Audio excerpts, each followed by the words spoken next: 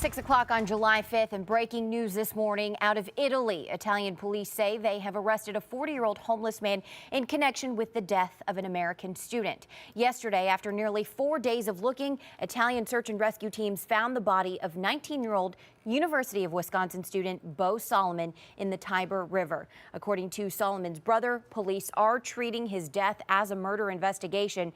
They say the homeless man who was arrested was seriously implicated in the murder. Solomon was reported missing early Friday morning by his roommate. Thousands of dollars also charged to his credit card after his disappearance. We'll, of course, continue to keep you updated on this story. We're also following a developing story in Mayfield, where the Fulton County Sheriff's Office is still investigating the death of a 12-year-old boy pulled from the water of Sacandaga Lake last night. Yeah, this is really terrible. We expect to learn his identity later this morning. The Sheriff's Office, though, says what happened was the boy went into the water near Northampton Beach Campground in Mayfield, which is a state-owned facility that borders the lake. Obviously, a very popular place where a lot of families go. Carrie Beal is joining us live outside of that campground. So, Carrie, what do we know about how the boy got into trouble in the water?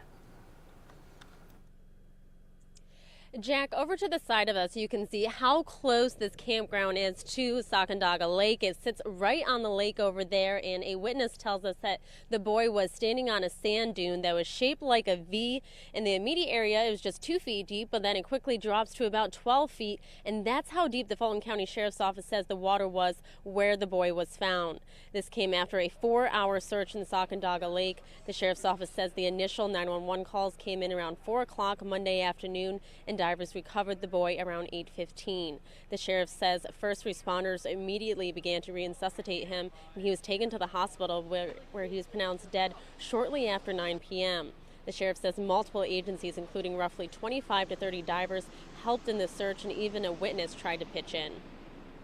People started running, and we got up to see what was going on, and people were yelling, 12-year-old boy, 12-year-old boy. So I ran and jumped in the water and tried to help out. I spoke to the father briefly. He was in the water. The Sheriff's Office says a press release should come out later this morning. The cause of death still hasn't been confirmed, but coming up in the next half hour, we'll have more from the sheriff and what he says the mother says about her son and an allergy that he had. Reporting live in Mayfield, Carrie Beal, CBS 6 News. Back to you guys. All right, Carrie, thanks. We'll, of course, stay on top of this story for you, bring you any and all updates there out of Fulton County. Okay, let's get a check on your weather forecast and see what's going on outside today. Yeah. We have a tough act to follow. Yesterday was gorgeous. Thank goodness this held off until today, right? Because who would have wanted to wake up to this on July 4th? Kind of gloomy out there. It's muggy, a little drippy at times. Good news is we'll get some sunshine in here during the afternoon, but this morning starting out kind of not so great. About 70 degrees. We've got this weak area low pressure moving through and some sprinkles coming on through as well, mainly along and south of the Albany area. You can see some sprinkles for southern Albany County, down through northern Columbia County and also into the Berkshires, and even another batch as we work our way over to central Schoharie County. All right, so by lunchtime, the sun comes out a little bit. It's 80, it's humid, middle 80s later this afternoon, and maybe a stray shower popping up, and most of us will stay dry. Oh man, wait till you see how hot it's going to get starting tomorrow. 7-day forecast coming up in a bit. All right, Craig, thanks. We're going to take you to the Northway. We are north of the Twin Bridges right now. You can see the southbound traffic is on the right. Still pretty quiet out there. Maybe people are taking, the extra day off for the holiday weekend. Yeah, that'd be nice. Yeah, Jack is nodding his head. Obviously, we're not, but yeah, it's looking pretty good. 511 has you accident-free right now. That's your CBS 6 Eye on Traffic. New overnight in Schenectady just after midnight. We heard reports of a car into a building. This was on Chapel Street and Hamburg Street. When we spoke to the police, they tell us that the car tore the porch off a home.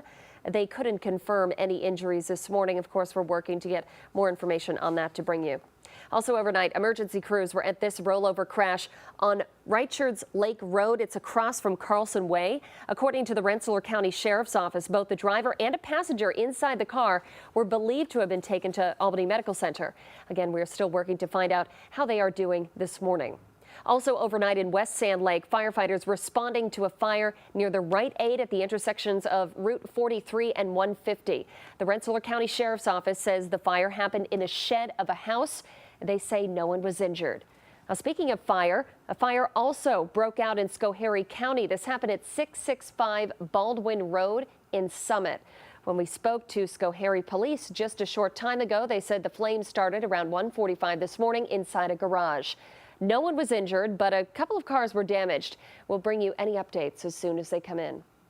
We are also still following several terror attacks over the past week overseas. Last night in Saudi Arabia, another suicide bombing killed 4 people and injured 5 more outside one of Islam's holiest sites. That attack follows an earlier one by a suicide bomber at the U.S. consulate. That bomber killed himself, but no one else. Melissa Lee joins us now with updates on the recent ISIS terror attacks. Jack, I want you to take a look at this map here. You can see just where the latest attacks have happened. It starts here in Turkey, where an airport in Istanbul was attacked last week. You might remember that story we brought you. Then we moved down to car bombs in Baghdad outside, and then over to Bangladesh. We're talking about a cafe attack. We're seeing multiple bombings out of Saudi Arabia. Now, this latest attack happened in Medina, one of the holiest sites for the Islamic religion. 4 Saudi security forces were killed while several others hurt. Now, this follows an earlier bombing attack at the U.S. consulate near the western Saudi city of Jeddah. Authorities there have now identified the man who attacked the consulate as Pakistani national Abdullah Khan. That's who you see on your screen. Khan was the only one killed in that attack. No group has yet to claim responsibility for the attack, as well as others near the U.S. consulate and a car bombing near a Shiite mosque. Over in Baghdad, crews are still at the scene of a horrific blast, the deadliest attack in Iraq in 13 years. A dozen people still missing, and at least 215 people are dead, at least 157 wounded following a suicide truck bombing on Sunday. Now, Iraq's prime minister has ordered new security measures, including abandoning the use of bomb detection wands that U.S. experts said are worthless years ago. But security forces were still using the devices last night as a string of smaller bombings in the capital killed 16 people and wounded dozens more. All right, over in Bangladesh, the U.S. has offered the FBI's help after ISIS's siege of a cafe on Friday that left 20 hostages dead, including 3 American university students. Police also have made formal arrests and say the men who carried out the attack were homegrown terrorists. Now, some of the 13 hostages who were rescued are still being questioned for clues about the possible bombers. As for the first attack in this terrible string, we head back to Istanbul, Turkey. This is where a local news agency says 2 suspected Islamic State operatives have been detained at Istanbul's Ataturk Airport. This was the airport that was the scene of last week's deadly triple suicide bombing and gun attack. Reports say the 2 suspects are from Kyrgyzstan and have only been identified by their initials, FMI and KV. Turkish officials, or Turkish police rather, say that they found military camouflage outfits and thermal binoculars, in addition to 2 passports issued under different names in their suitcases. 3 militants armed with assault rifles and suicide bombs stormed Istanbul's Ataturk Airport on June 28th. No one has claimed responsibility for that attack, but Turkish officials say they believe it was the work of ISIS. North Carolina will have some special guests this morning as both Hillary Clinton and Donald Trump plan to visit the Tar Heel state. But as Clinton makes her way to Charlotte, she won't be alone. President Obama will be standing beside the presumptive Democratic nominee for the first time since he endorsed her on June 9th. I know how hard this job can be. That's why I know Hillary will be so good at it. Clinton is hoping to change the campaign dynamic after a meeting with FBI agents who are investigating her private email server. Her husband also stirred controversy following that impromptu meeting with Attorney General Loretta Lynch, who's overseeing the email investigation. Now, for the Republicans, Donald Trump is also trying to change the subject after being blasted by the Clinton campaign for a tweet, a picture of the candidate next to the Star of David. Trump later took to Twitter again, this time tweeting about potential vice presidential picks. On the list, Senators Tom Cotton and Joni Ernst, as well as Indiana Governor Mike Pence. Happening tonight, a public hearing to discuss raising the age of tobacco sales is being held in Schenectady County. Now, if this is passed, the bill would raise the legal age to purchase any type of tobacco-based product from 18 to 21 years old. This proposal is similar to one recently passed in Albany County earlier this year. Suffolk and Chautauqua counties have also raised the age. If you'd like to attend tonight's hearing, it starts at 7. It'll be held in the legislative chambers of the county office building on State Street. Governor Cuomo says investments in the state park system are paying off. The improvements, which include new picnic and playground areas, new shower facilities, and other upgrades, give people access to more recreational opportunities around the state. Cuomo highlighted the park improvement work at the start of the July 4th holiday weekend, typically one of the busiest times of the year for the state's recreation system. The current state budget includes $90 million for additional improvements at the state's 180 parks and 35 historic sites.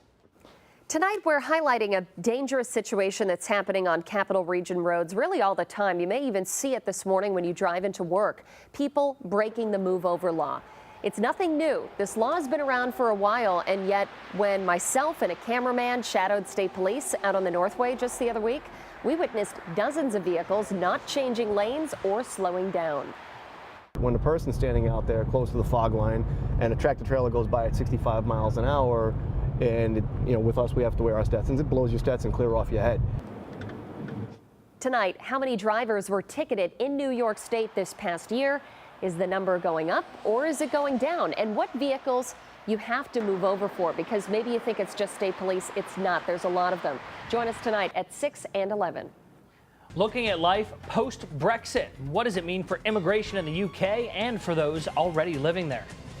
A 5-year voyage ends in success. Right now, NASA's Juno orbits the largest planet in the solar system. Yeah, pretty neat stuff there. All right, so it's a little drippy outside this morning. A little bit cloudy out there, too. I'll let you know when the showers and the clouds get out of here today, because they will. And we're talking about some big-time heat moving into the picture.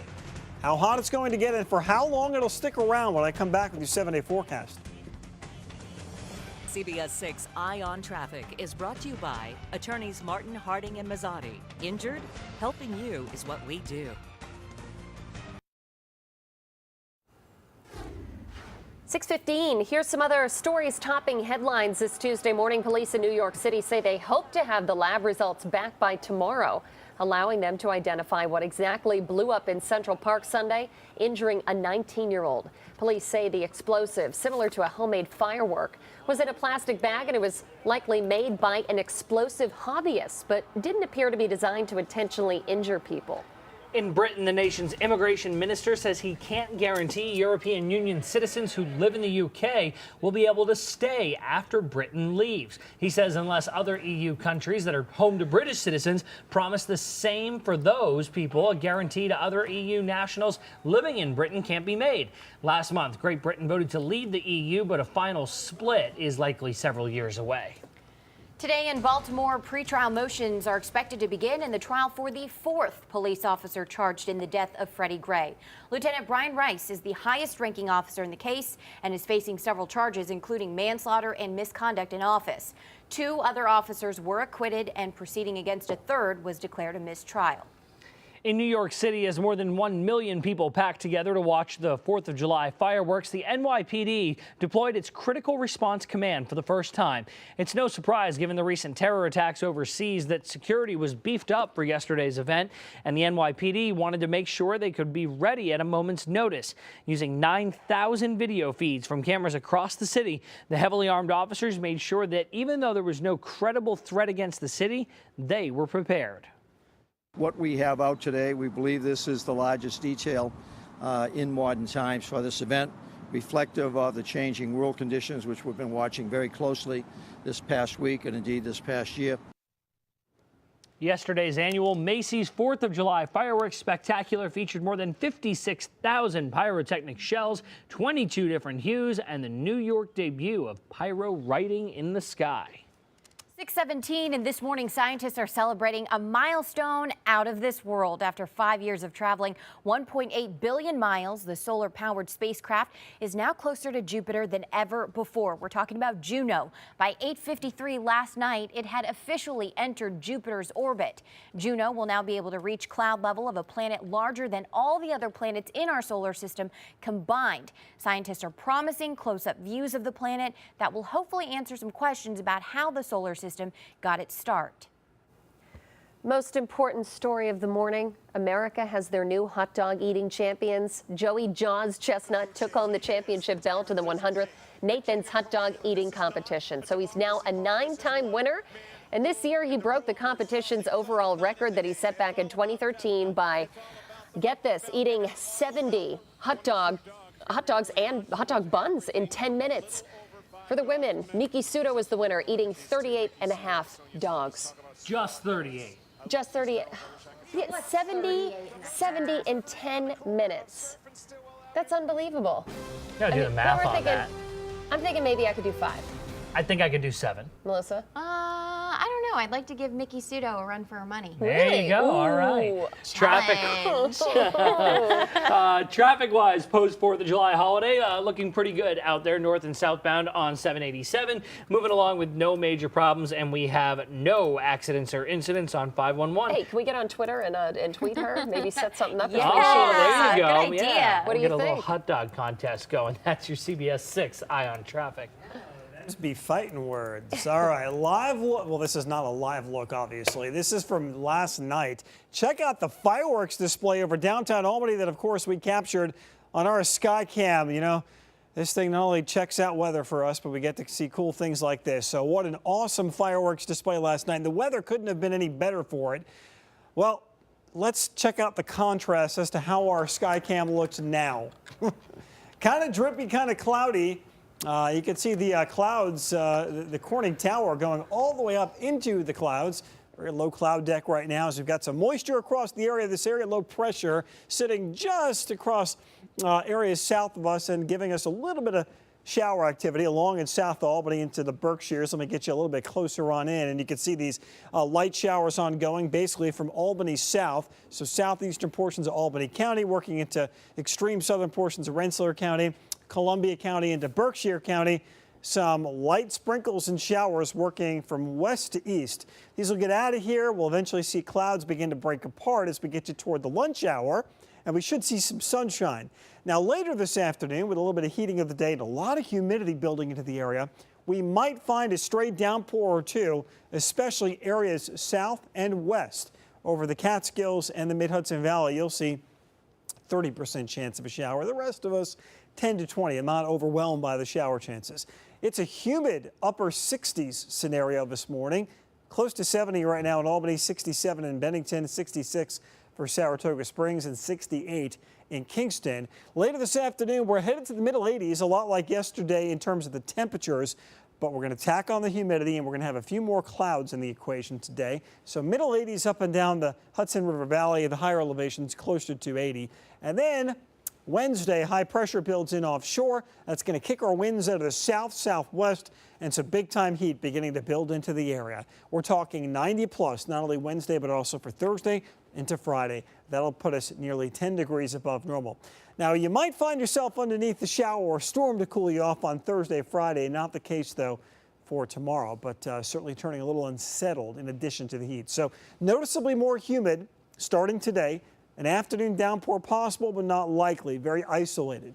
Heat building in tomorrow, breaking by the weekend, and we'll be talking about most of the week, bringing us some afternoon thunderstorm chances. 84 later this afternoon, a humid 84. There's the heat for Wednesday through Friday, 90 plus, and then we should be a little bit cooler by Sunday.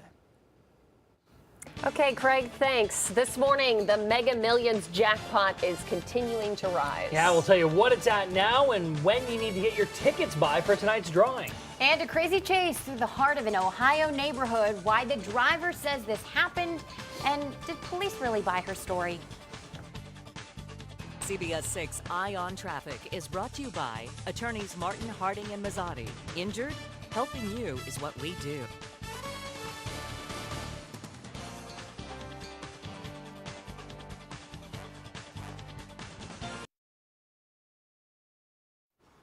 $6:25 now on your Tuesday, and get your tickets now for tonight's Mega Millions jackpot. Friday night marked the 33rd consecutive drawing that failed to produce a winner. So now the jackpot has now climbed to an estimated $449 million.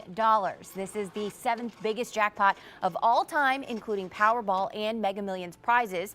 So be sure to get your tickets before tonight's drawing, which happens at 11 o'clock. Rio is getting a federal bailout. Brazil's government has issued a nearly $900 million loan to finance Olympic security in and around Rio. Some of the funds will go toward paying police officers overtime and fueling patrol cars with gas. Experimenting with technology, the new way police departments are allowing people to reach 911 in an emergency. And back in court, what's happening today in the murder trial of a Central New York woman. We've got those details. A 12-year-old boy was pulled out of Sacandaga Lake last night and later pronounced dead at the hospital. I'm Carrie Beeling, coming up with more from the sheriff's offices and witnesses on what happened.